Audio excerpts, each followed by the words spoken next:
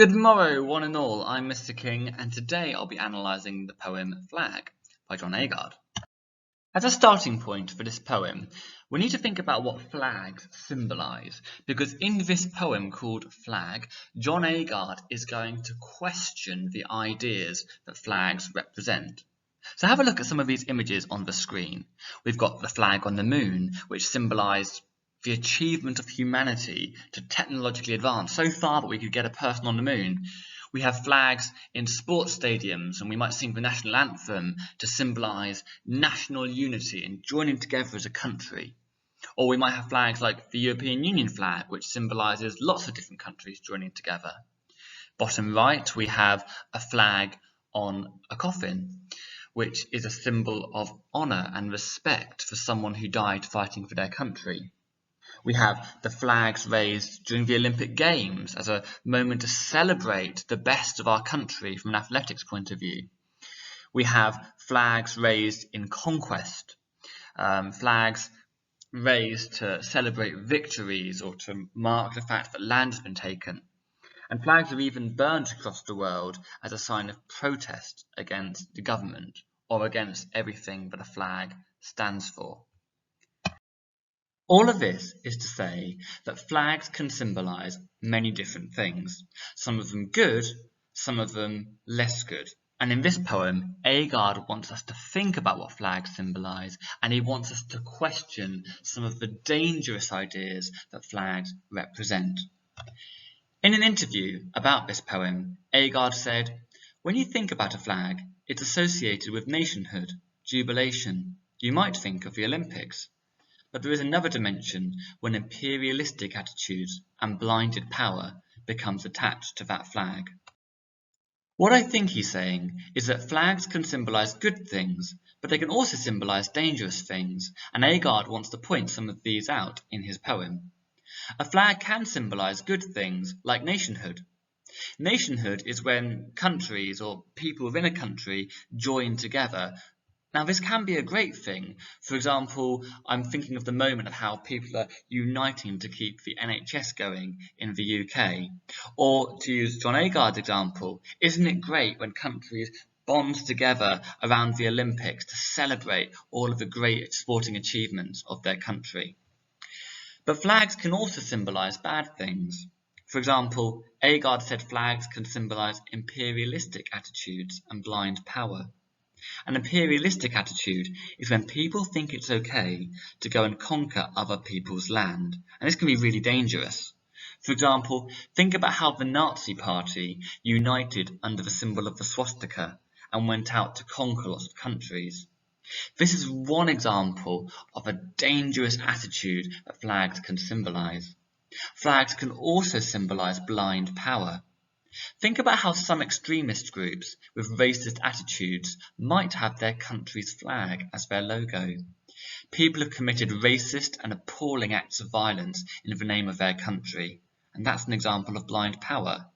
And through this poem, Agard wants us to see some of the dangerous values that flags represent. Later, in the same interview, Agard asks, is humanity waving the flag, or is the flag waving humanity?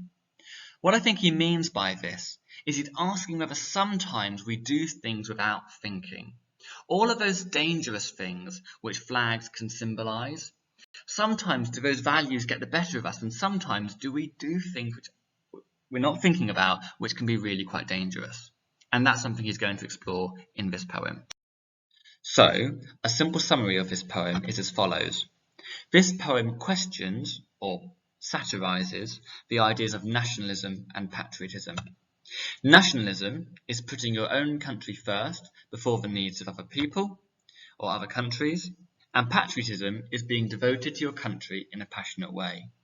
Now, neither of these two things has to intrinsically be a bad thing. I mean, for example, it's a good thing to work to make your country a better place, and it's a good thing to want your country to be a great place. There's nothing wrong with that. But when taken too far, nationalism and patriotism can turn into forms of extremism. It can create an us versus them sort of mindset. And Agard's going to suggest in this poem that that's quite dangerous. To be clear also, nationalism is different from nationhood, which I mentioned on the previous slide. Nationhood is when countries come together, but nationalism is when people gather together to put their own country first before the needs of others. Now you might be asking, that's all well and good, but why is this poem Flag in my poetry anthology about conflict? Where is the conflict?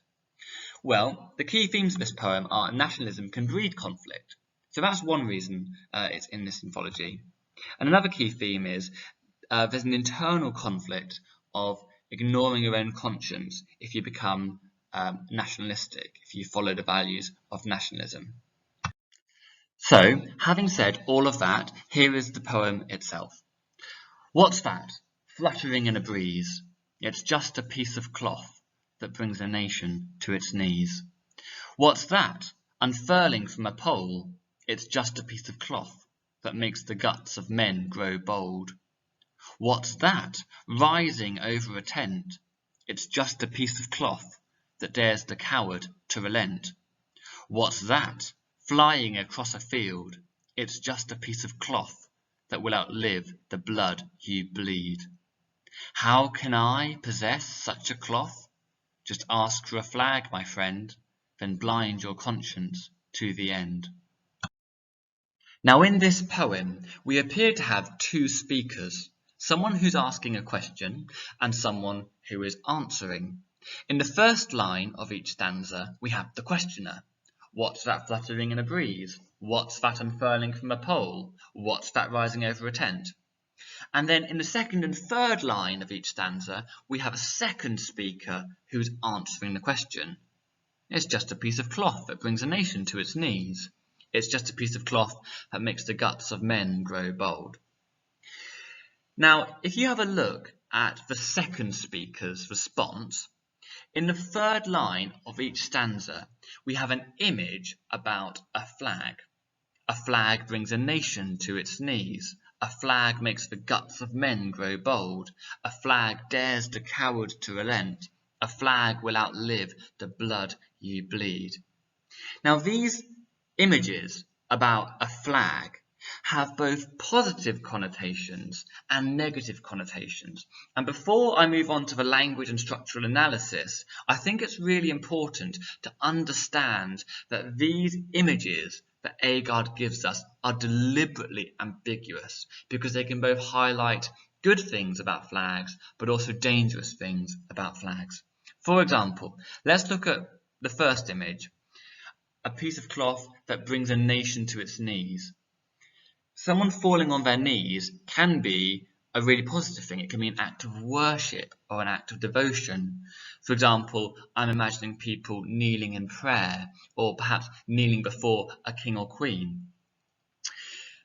But bringing a nation to its knees can also be a very negative image. For example, being on your knees can be an act of surrender.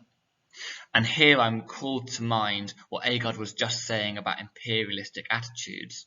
How when people have imperialistic attitudes and they go out and conquer other people, then those other people are forced to surrender. Nations are literally brought to their knees, and that's really dangerous and destructive. In the second stanza, we have another image about a flag. A flag makes the guts of men grow bold. Here, this implies that flags can inspire bravery.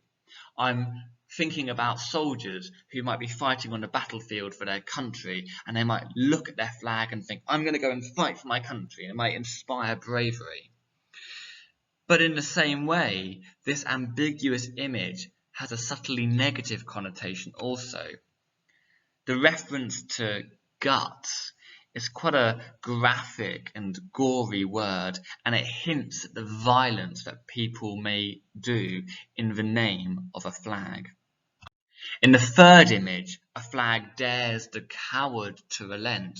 We see that flags can inspire courage again. So people who might have been afraid or people who might have been running away from conflict might be inspired to fight because of a flag.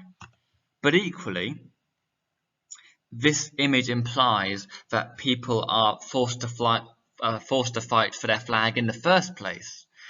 People might be forced to fight in immoral conflicts, in awful wars, and that's really dangerous and destructive.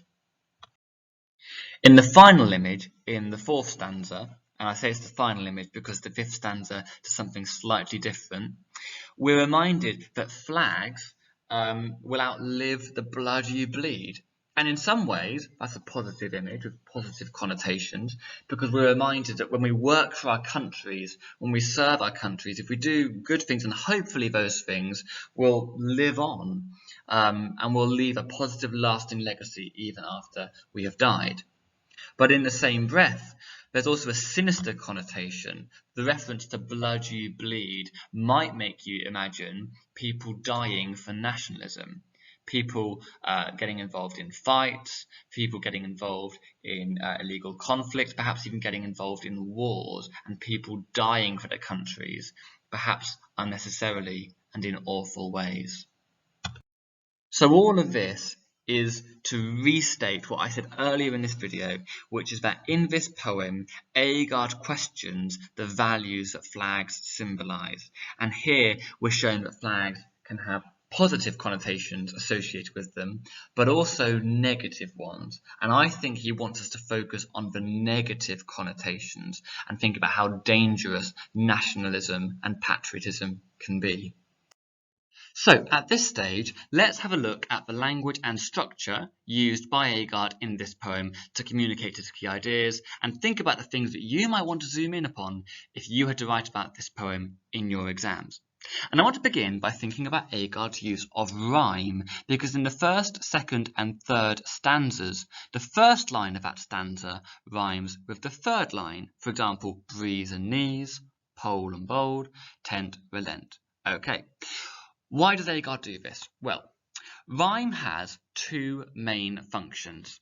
The first thing rhyme does is it links ideas together, and the second thing rhyme does is it creates a cheerful tone. Let's think about why Agard might want to do those two things. So the first thing rhyme does is it creates a link between key ideas. In this example, in the first stanza, the idea of a flag fluttering in the breeze is now linked to the idea of nations being brought to their knees. Why might Agard want to link these two ideas? I would argue Agard uses rhyme to link these ideas to show that the idea of a flag fluttering beautifully in the breeze can have a causal link to people in nations being forced to their knees. It shows that the two are not unconnected, but a flag and all of the patriotism and nationalism that it implies can be responsible for bringing a nation to its knees in surrender. And that is just awful. The second function of rhyme is to create a cheerful tone. Why might Agard have wanted to create a cheerful tone here? Well, I would argue he does it ironically. In this first stanza, we've got the idea of a flag fluttering beautifully in the breeze and people being forced to their knees in surrender. Having a cheerful rhyme seems therefore very inappropriate. It's really jarring, and it makes the idea of people being forced to their knees in surrender stand out even more, because it just shouldn't be described in such a cheerful tone. Therefore, I would argue that the rhyme has a second effect of making the negative consequences of patriotism and nationalism stand out a lot more. So now let's have a think about other structural features that appear in this poem. Now, one aspect I'm sure you've noticed in this poem is the repetition of the phrase, "it's just a piece of cloth." And when we have a phrase repeated throughout a poem like this, it's called a refrain. Although if you do forget that, don't worry, it's fine to say repetition in the exam. So why does Agard deliberately use this repeated refrain? Well, I would argue that he uses it to consistently undermine the values of nationalism and patriotism that a flag represents. It also contrasts quite sharply with the naivety of the comments which come immediately before it. So when the questioner asks, "What's that fluttering in a breeze?" it has quite a naive tone. And the contrast between that naive tone and the very matter-of-fact, "it's just a piece of cloth," is very effective in suggesting that flags and all they represent, so nationalism and patriotism, they're really not as great as we think they really are. I mentioned a minute ago that the questioner who asks the first question in the first line of each stanza has quite a naive tone. And another way that this naive tone is created is through the positive verbs that appear in their questions. So, for example, in the first question, what's that fluttering in the breeze, we have this verb fluttering. And fluttering has really lovely connotations. Perhaps it makes you think of a butterfly fluttering in the wind, or a bird perhaps fluttering away. And by using this verb to describe the flag, it makes the flag seem wonderful, lovely, and glorious. But because this wonderful and glorious image is so severely undermined by the two lines that follow in every stanza, it makes the questioner seem a bit naive, which means unwise and making bad decisions with poor judgment. It makes the questioner seem a bit naive. And why does Agard want to make the questioner seem naive? Well, I guess Agard just doesn't want us to be like that naive person. He wants us to think critically about flags and all they represent, and he wants to question the view that flags are always noble and glorious, and everything they represent is always noble and glorious. And just to be clear, we have the same pattern repeating in the second, third and fourth stanzas. So each of those stanzas begins with a question which has got a lovely verb with really positive connotations. And these positive connotations make the flag seem wonderful, but that is severely undermined when we have the repeated refrain and we have the third image which has both positive but also some quite challenging connotations as explored earlier. At this point, I just want to remind you of what I said earlier in the video, that in lines 3, 6, 9 and 12, we end each stanza with an image which could be interpreted in two different ways. There's positive and negative connotations, so there's dual symbolism, there's interesting symbolism taking place there, which questions the values that the flag symbolises, and we see that throughout the poem. Now, within many of these stanzas, we have quite aggressive alliteration. So, for example, in line 3, we have the flag bringing a nation to its knees. So the repetition of that N sound is quite a powerful form of alliteration. And it almost implies that Agard is expressing his frustration with the cruelty or violence that nationalism can create. So the aggressive alliteration has the effect of making the narrative tone sound more frustrated, and perhaps this frustration mirrors Agard's frustration with nationalism. We see more aggressive alliteration in line 6, the guts of men grow bold, so the repetition of the G sound, but also just that M sound in men and the B sound in bold. Actually, they have some quite aggressive consonants. So you could say the combination of the alliteration of the G sound and the aggressive consonants of the M and the B combined imply that Agard is frustrated with the values of nationalism. Now, as I mentioned earlier, there's a fairly regular rhyme scheme throughout this poem. We have breeze rhyming with knees, pole and bold, tent and relent. But in the fourth stanza, I'm sure you've noticed that the rhyme scheme doesn't quite work. Field and bleed. Well, they both have the same E sound, field, bleed, but obviously they don't quite rhyme. So this is a half rhyme, not a full rhyme. And earlier I said that a normal rhyme does two things. It creates a cheery tone and it links two ideas together. Well, a half rhyme does link ideas together. So it links the idea of a flag flying across a field with people spilling blood. And that implies that flags and nationalism and patriotism, they're all responsible for people spilling blood in certain contexts, which is clearly awful.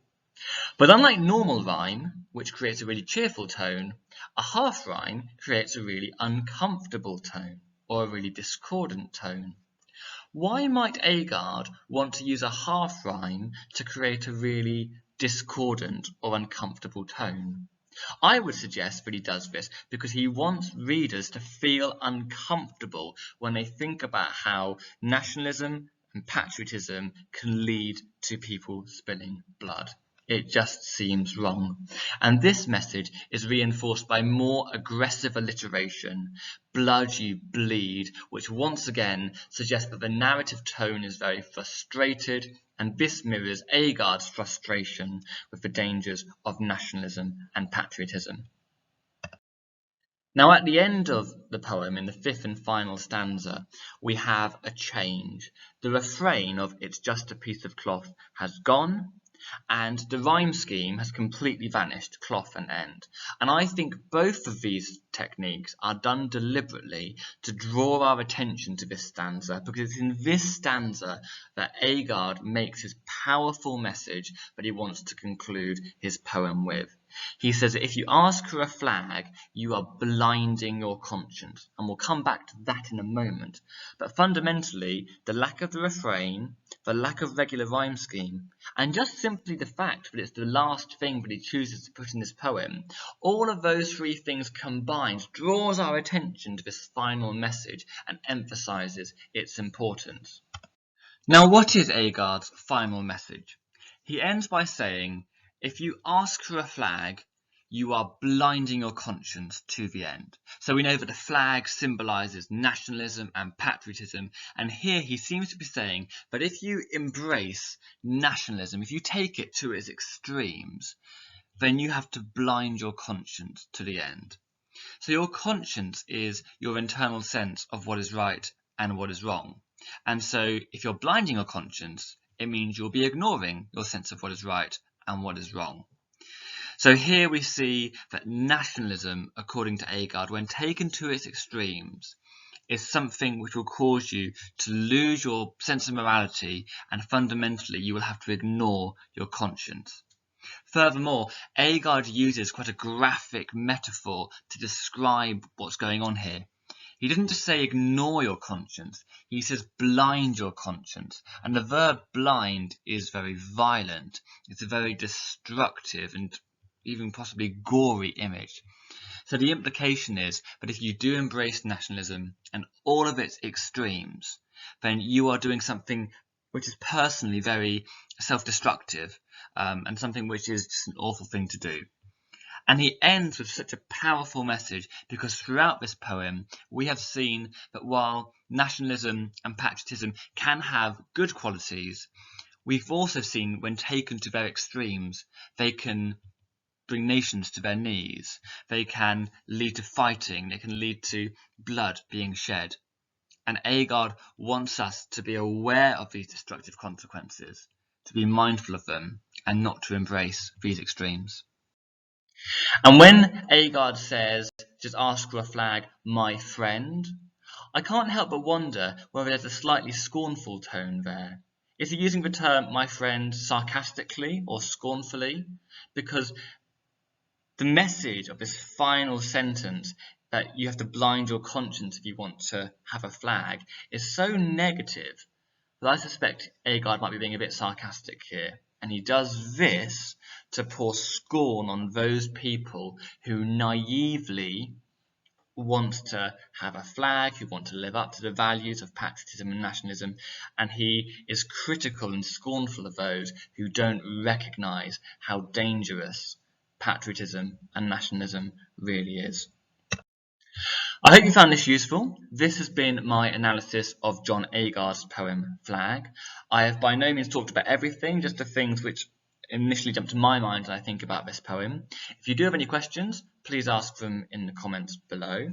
If you've liked this video, then please do like and subscribe. I have got many other videos looking at the poems in the OCR Towards a World Unknown anthology, so please check out my channel if you would find those useful also. And until next time, cheerio.